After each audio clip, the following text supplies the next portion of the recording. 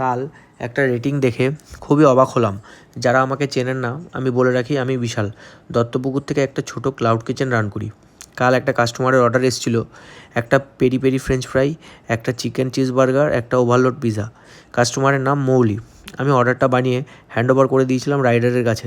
অর্ডারটা ডেলিভারির পর দেখলাম উনি 2 স্টার রেটিং দিয়েছেন, তবে 3টে স্পেসিফিক খাবারকেই 5 স্টার, 5 স্টার আর 5 স্টার দিয়েছিলেন, কিন্তু ওভারঅল 2 স্টার দিয়েছেন।